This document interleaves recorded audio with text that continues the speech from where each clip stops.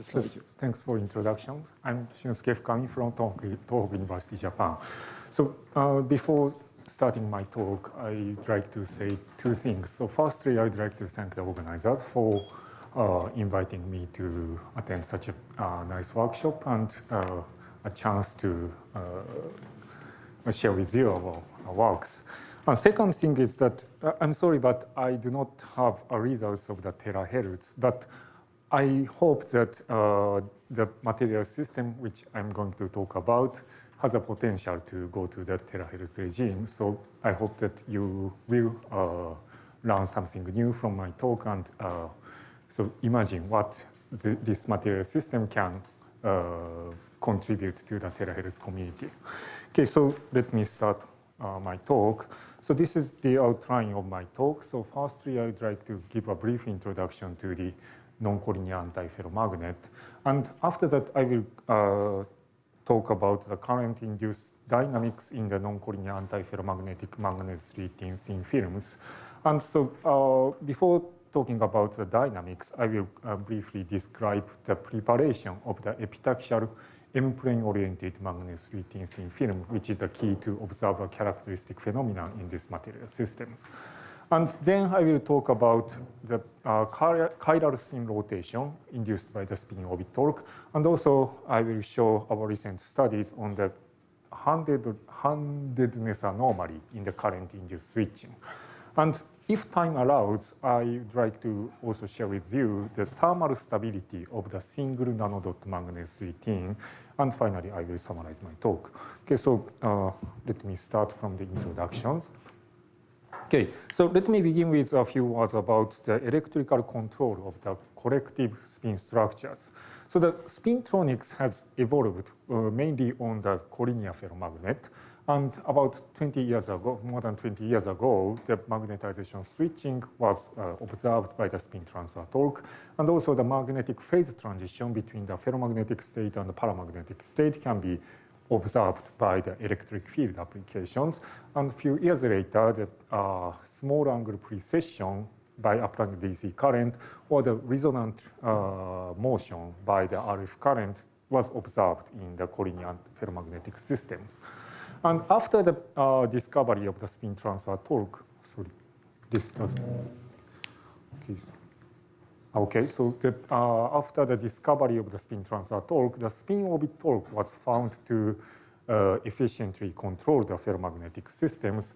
And the observation of the spin orbit torque leads to the control of the collinear antiferromagnet by the staggered spin orbit torque. So today I'd like to talk about the noncollinear antiferromagnet and what kind of the phenomena can be observed in these noncollinear antiferromagnetic systems. Okay, so next let me talk about what is a noncollinear antiferromagnet.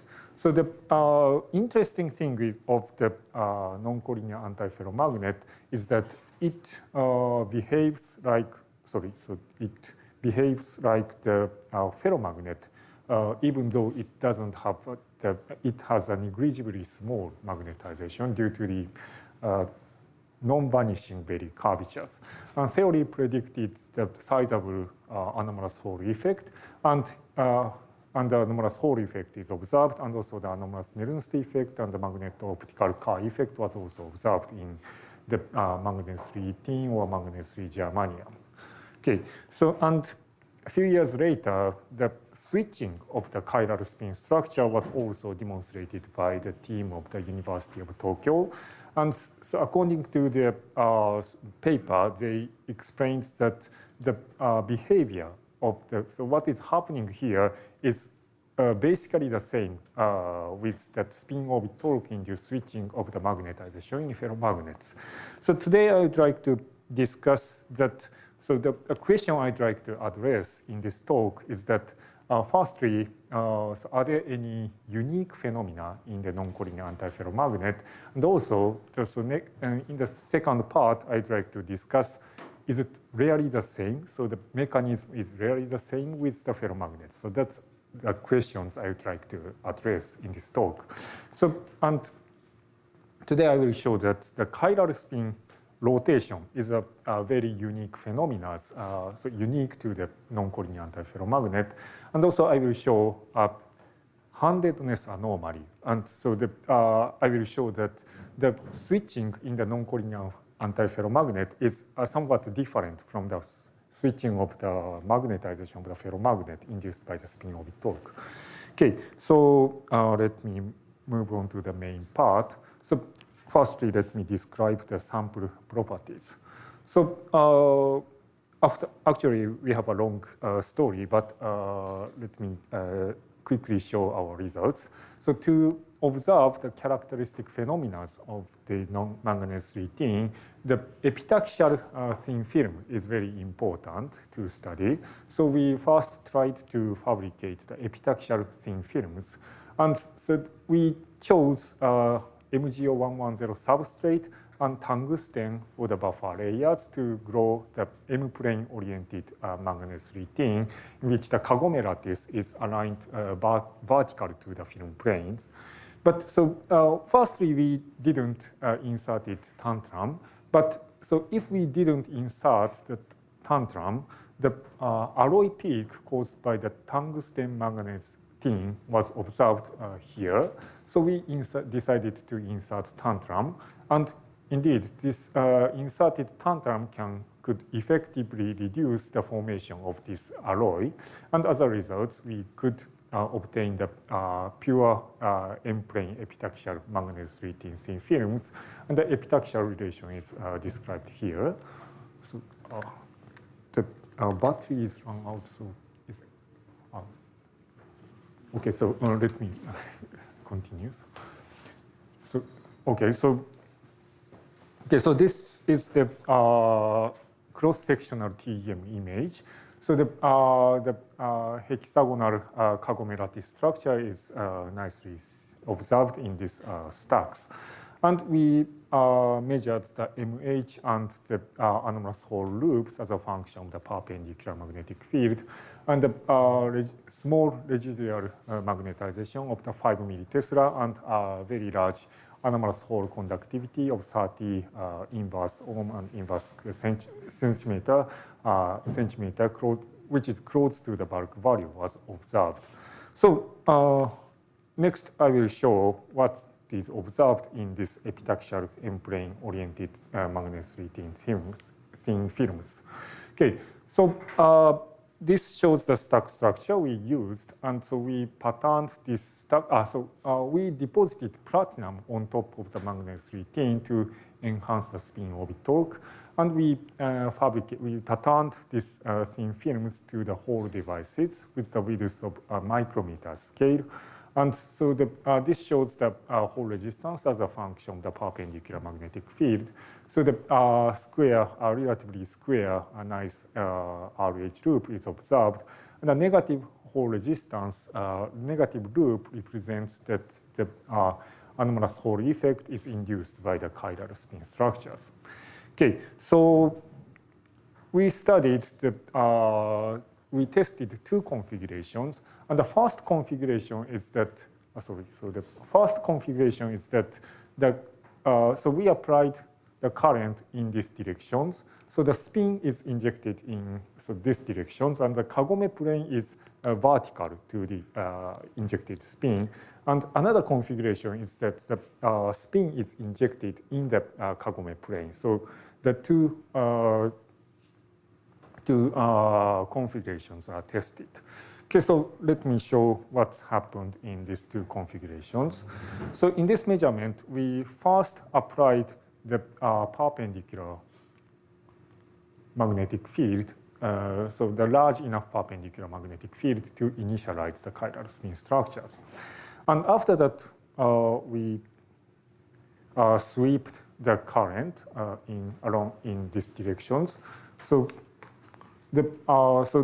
So this is the starting point, and so the Hall resistance changes to these values, and so go here, and go here, and return to here. And when we change the sweep direction of the current, the results are shown here. And so if we change the initialization field directions, that we obtained these results. So so that we can see that the whole resistance transits to the intermediate level regardless of the direction of the initialization field and the current sweep directions. And so next we studied these configurations, and then qualitatively the same results are obtained, but the threshold current are largely different between these two configurations. And also one more thing we can notice is that the noise levels are very different. So fluctuation levels are largely different between so above the critical current and below the critical current. So what is happening here? So we performed the numerical calculation with the random Lifshitz-Gilbert equations. And so what we obtained is shown here. So when the applied current is very small, nothing happens. And when we apply the reasonably large current densities, each magnetic moment of the chiral spin structures rotates in this case the anti-clockwise, so the counterclockwise directions. And so the residual magnetization rotates as shown here. And when we increase the current densities, the frequency of the rotations increases. And this shows the rotation frequency as a function of the applied current densities. So it's in the range of the gigahertz. But the gigahertz rotation is induced by a relatively small current densities. So and so we can apply much more current densities for this material system. So in principle, we can go to we can observe the rotation above 10 gigahertz. And so this figure shows the critical current density. So critical current density as a function of the angle between the injected spin direction and Kagome lattice directions. So as we observed in our experiment, for these configurations, the critical current density is very small, but the perpendicular configurations results in a very large critical current densities. So based on this calculation results, our understanding on to explain these results is that so firstly the chiral spin structure starts with the uniform state by applying the initialization field, and then because the whole cross is relatively large, so the whole cross should consist of the multiple domains, and the chiral spin structure in each domain starts to rotate above critical current, and when the current is turned off, each domain settles into the 6 stable points. So as a result, because the number of the domain is not so large, so the whole resistance is observed as the average of each domain. So that's the possible scenario to explain these observed results. Okay, so the interesting point of this chiral spin rotation is that the planar rotation is induced at zero magnetic field. So that's very different from the ferromagnetic resonance observed in the collinear ferromagnetic systems. Okay, so let me move on to the next topic, and I will talk about the handedness anomaly in the current-induced switching. Okay, so before showing the results for the noncollinear antiferromagnet, let me show the results for the general, so the normal ferromagnetic systems. So tungsten, cobalt iron, boron MgOs. And here the two results are shown. So the first one is the whole resistance as a function of the perpendicular magnetic field. The second one is the whole resistance as a function of the applied current. And in this measurement, the in-plane magnetic field is applied parallel to the current directions. So the counterclockwise loop is observed for both the measurement. However, the situation is very different for the noncollinear antiferromagnet. So for the RH loops, the direction of the loops becomes opposite. And this can be explained by, this is a very reasonable result because the noncollinear antiferromagnet shows the negative hole resistance. So this is a very reasonable result. But the rotation direction for the RI loops are opposite so between these two cases.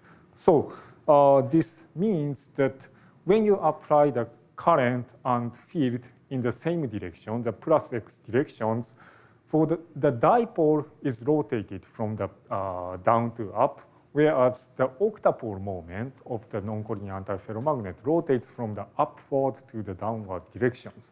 So this means that if you replace the ferromagnet by the noncollinear antiferromagnet and write the information 1, the system becomes 0. So this is a very different.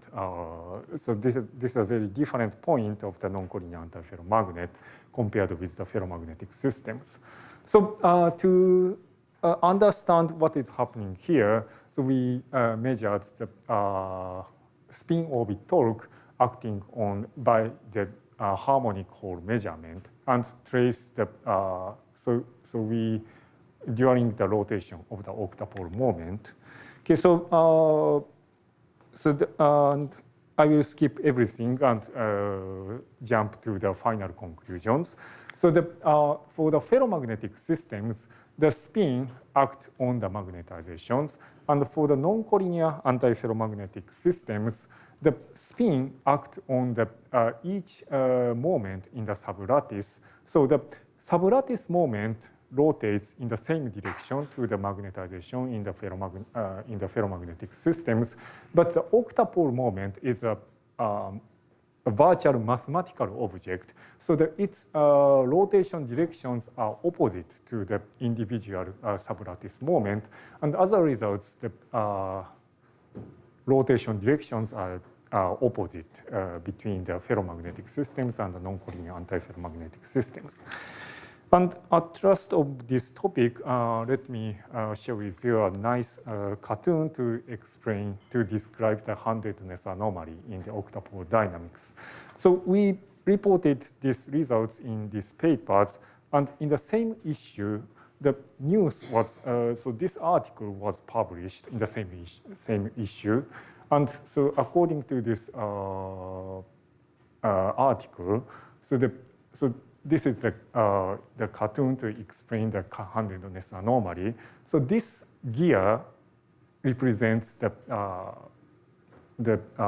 sublattice moment. So the sublattice moment rotates, so in this case, the clockwise directions, and then the octapole moment rotates in the opposite direction. So this nicely illustrates the handedness anomalies in the noncollinear antiferromagnet. Okay, so let me change the topic, and I will talk about the thermal stability of the single nanodot magnets routine, which is also important for the practical applications. So to evaluate the thermal stability factors, we fabricated a single nanodot whose diameter is somewhere around a few hundred nanometers, and so different from the micrometer scale whole bar devices, we observed these square-shaped hysteresis loops as a function of the perpendicular magnetic field. So we measured the thermal stability factors by measuring the switching probabilities. So this shows the measurement sequence. So we first applied the initializing field and then applied the pulsed magnetic field and measured the hole resistance. And we repeated this cycle 100 times and plotted the switching probability as a function of the magnitude of the pulsed magnetic field for each devices with different diameters. And we fitted these curves by this theoretical equation based on the Neil-Arrhenius model and quantified the thermal stability factor delta.